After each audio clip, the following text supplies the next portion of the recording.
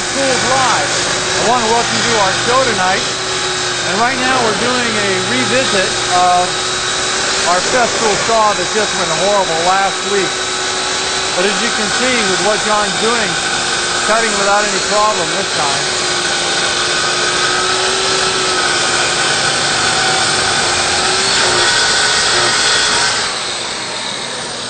Alrighty, done. How did that work this time? That worked great, Ken. Last week, those of you that were tuned in saw that we had a problem with this saw. We had it plugged into an overloaded 15 amp circuit, which we didn't realize. And we also had it set up with a, I think it was a 30 tooth blade. The blade that we have on here now is, let me just unplug this real quick. We have a rip blade in here, and it went through this.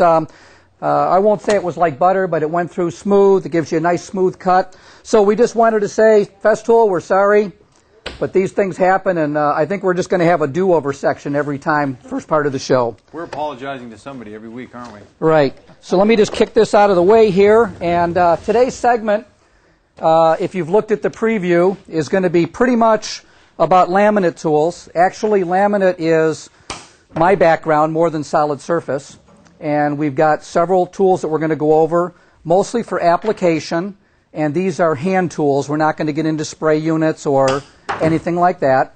So we're going to cover filing, we're going to cover rollers, we're going to cover the slitter, some adhesives, and later in the show we're going to be covering the plug repair system for solid surface. How you doing, Ken? Well, I'm cleaning up. Okay. What have you got there? I see you've got quite a few different tools. Well, we've got a lot of rollers for laminate. This one's kind of special. We'll be talking about that. This is by a gentleman in New Jersey, I believe, Peter Levine, and Sibel Roller. We've got Veritex tools, and these are all hand tools. But I know these are all from the industry that you've come from, the high-pressure laminate. Absolutely. I noticed we have several different types of rollers. Let me go ahead and help you with this while we're talking. We've got some questions from last week's show that I know we want to go over very quickly. Yeah, I didn't see those. Some of the questions from last week's shows is, I like the segment you did on coving routers and how to build a cove splash. Can I get a copy of that show, and do you plan on doing more too how-to shows? And that's Dave Landreau from Mansfield, Louisiana. Well, I can say that it was great fun doing it. I really don't know that you can download the segments, can you?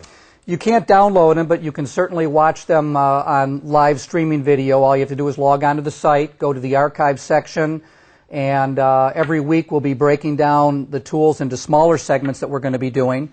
And you can also download the whole video if you want to watch us again.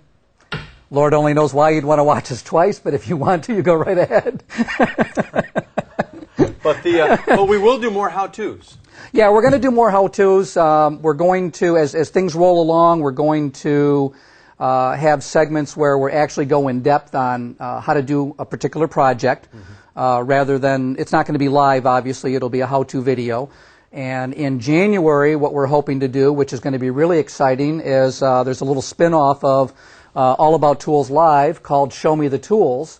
And you'll be able to log into All About Tools Live and ask for a demo on any tool we have in the studio.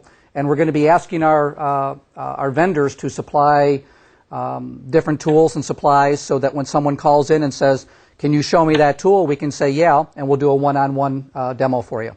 Great thing. We're looking forward to doing that. Another person said, it's both fun and educational to watch your show. When are you going to talk stone? And that's from B. Leeson in Birmingham, Alabama.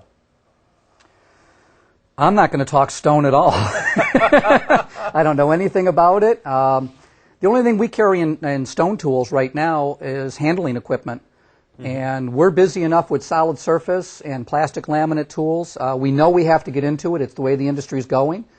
But we're just not ready to make that move just yet in the tools. But I take that back. We do have some tools for solid surface. We carry the inner tool line. For stone. But it's just not our forte right now. We really want to spend the time, go to the shows, maybe spend some time with some stone fabricators and see how it's actually done, what tools that we can provide, because we only want to provide, things that people need. There's no point in, jumping on a bandwagon with a bunch of other people just selling stuff, Mm-hmm.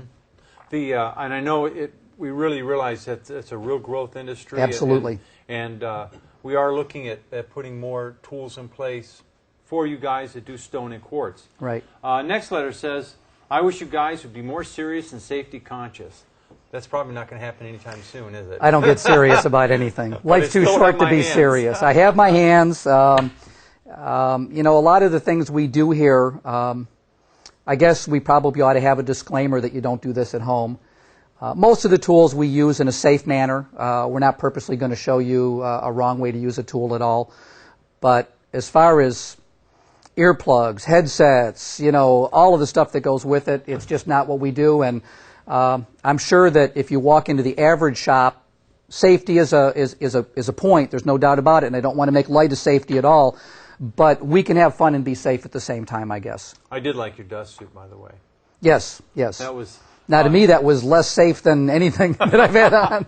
But he went on to say, he goes, he thinks that the shop environment is hard and the tools can be quite dangerous, and that he always stresses safety to his employees, and he guesses maybe he has to stress it to us too, and that's D. Miller's in Mississauga, Ontario, Canada. Well, Mississauga. Mississauga, right. Okay, kind of like Mississippi. It's like Mississippi. Yeah, Mississauga, Ontario. Well, Mr. Miller, we really do try to be safe. John and I both have had our own shops also in the past, but we do have the luxury of being able to goof around a little bit more because even though the show is live, these stunts are planned in advance. That's right. Most of them are. So we try to be careful. Right. Let's see. I. Sesniak in Mountain View, California writes, I love Festool. I try to tell other guys how great the tools are, but so many say they have never heard of them before. Keep on spreading the word. Well, we're going to keep doing that because Festool, like so many other tools that we have surrounding us, are what we carry and what we do. And we think right. they're the very best. Absolutely. So, and that's what we're all about, is offering the best right. to professionals. Yep. One thing I do want to mention when we talk about being live, I just want to let people know so that they understand what we're here for. We're not here to cut down anybody's tools. If somebody's tool doesn't work out of the box, like the segment we had on the performance sander, we had a problem with it. That's life as far as we're concerned, and we're not all prompted. When we decided to do this show, we decided that we would not do it all rehearsed, all perfect, because that's not the real world. When you work in a shop, things go wrong. Breakers blow, sanders don't work because someone dropped it the night before, not so much that it was damaged in shipping, but that's what you're going to see here. So when something doesn't work, you've got to understand that the tools that we sell, we stand behind 100%. We know they work. It's very frustrating when we turn it on and it doesn't work, but we're going to make sure that we give that a do-over, like when you were kids, and make sure that everybody knows that it works. It's just the way we do business, but there were some comments that I heard this week on some websites and what have you, or bulletin boards that, why are you showing things that don't work properly and things like that, and it's perfectly natural for us. This is the way we're going to run the show, and I don't think we're ever going to be scripted. I hope not anyway. That's right, and we don't have to get a job out in 20 minutes, so that's right. We can get away with it. You better believe it.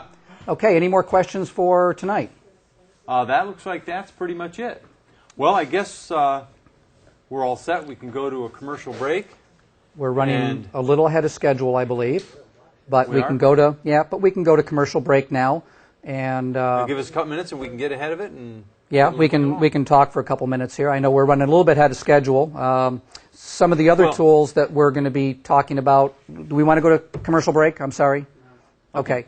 Well, one of the things, actually, if I can take just a moment, right. We actually have something planned that is really exciting. Every once in a while, unfortunately, when John and I get together, usually bad things can happen, and we get ideas, and probably most of them should be illegal. We hope nobody from OSHA or anything like that watches this thing.